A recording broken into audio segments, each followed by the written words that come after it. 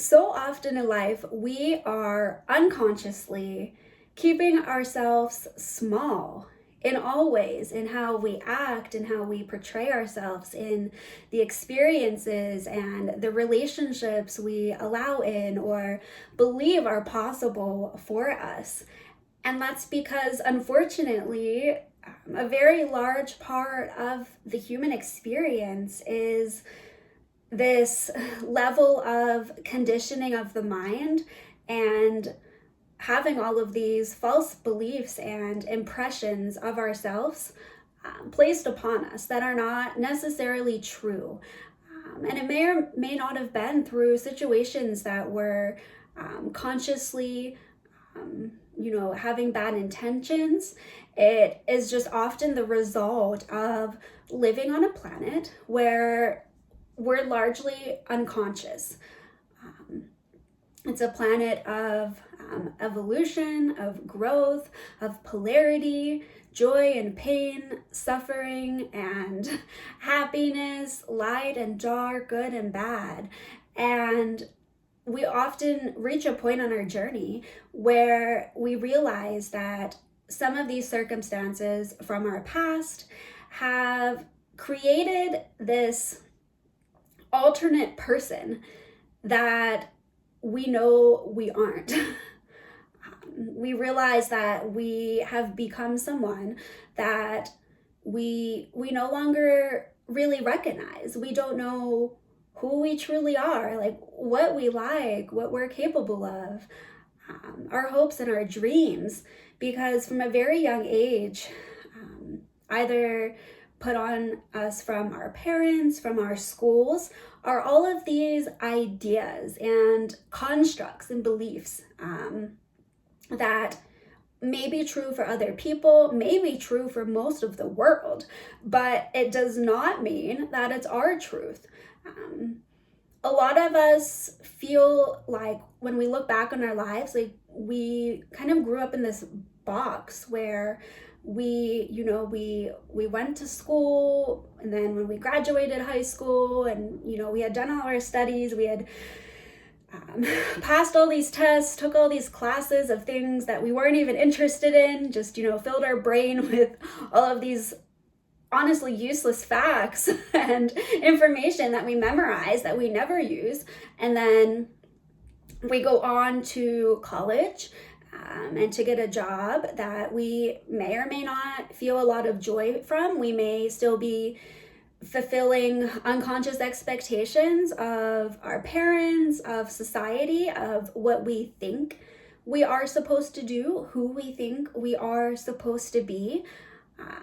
And it can be the same with relationships. Maybe, we end up getting married, and perhaps we secretly wanted to live a life where, we were on the road traveling, but we got married because we, thought that's what we were expected to do. And I think that many people spend their lives unconsciously following these steps that have been laid out before them and never truly look back to think, is this what I really want?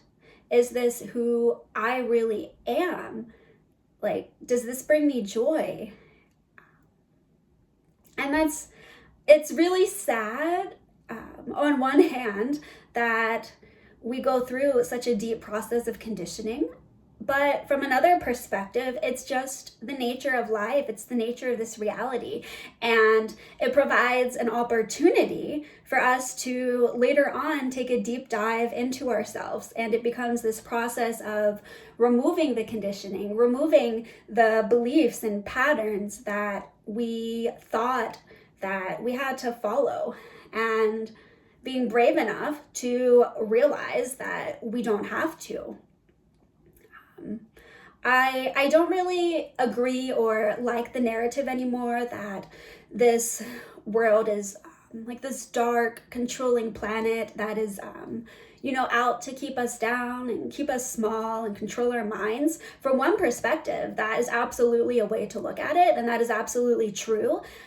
But another perspective is that actually is us giving our power to those so-called entities or institutions or people that are in power and control, basically saying that they actually do have power over us. And they do whenever we are unconscious, but whenever we awaken and we can break ourselves out of those constructs, we see that really what they offered us was a gift, and that's the gift of polarity. Because whenever we go from one extreme to the other, we truly begin to appreciate the differences that each phase or aspect of life has to offer. We can look back and see how we were maybe not living from our souls, but perhaps at that point in time, that is exactly where we were meant to be, because that was the consciousness that we were capable of existing in that time. And that is just the nature of this planet. It's a process of removing and of unlearning everything that has been placed upon us. You know, when we incarnate here, we're these like impressionable, like beautiful light souls, and the world here can feel very heavy and very dense and very dark. And after many years, we have all of these layers that have been placed upon us that begin covering up our light, covering up our truth and our own divine nature of who we are and what we are meant to do here. So how can we begin deconditioning our minds? How can we begin removing things that we have taken on that didn't necessarily belong to us, that weren't necessarily true for us? How can we begin living a more conscious life connected to our own soul? And I think that really comes from a process of presence and a constant state of awareness of where your mind is, where your thoughts are, whose thoughts are they? Because there are so many different thoughts circulating around that very often you may find that your thoughts are not even your own. They could be the thoughts of, you know, your neighbor or someone else like out there in the world, because at the highest level, we are all connected. So there are a lot of things to unravel, a lot of things that keep us hidden and keep us small.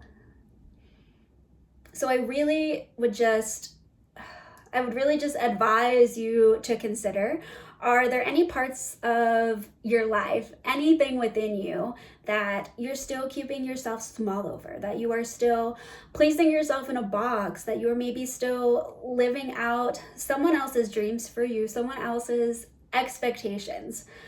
Or are you truly living a life that is yours?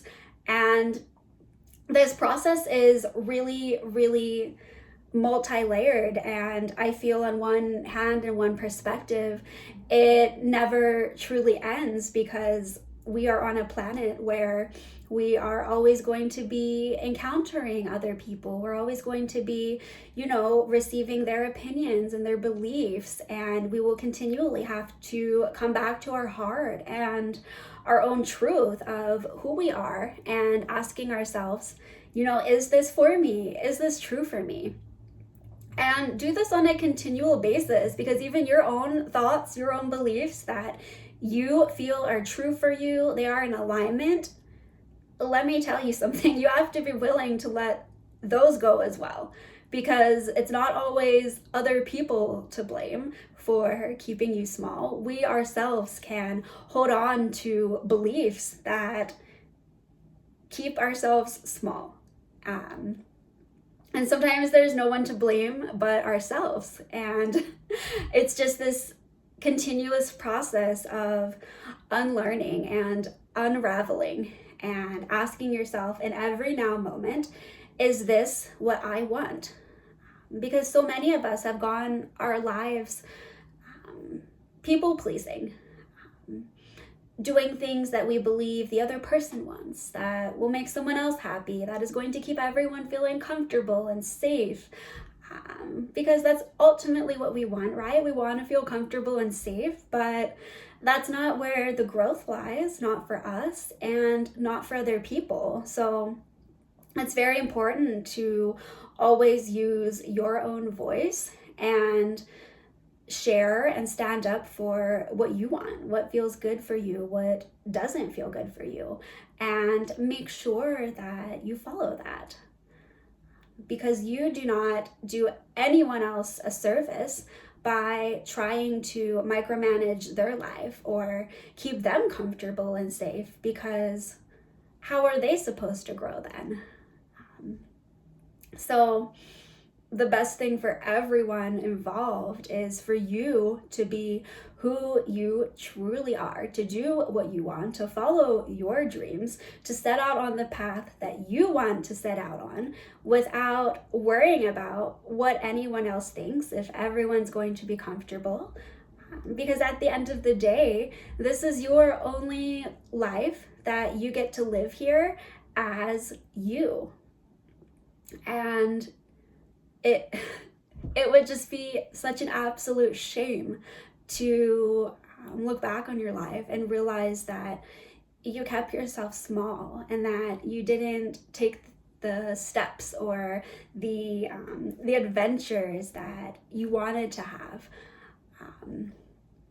So yeah, it's a multi-layered process. It has to do with removing our conditioning that has been placed upon us by external situations, environments, and people, and also really getting honest with our own self. And are we keeping ourselves small? Are we choosing to live in a place that may not be aligned for us because it feels safe?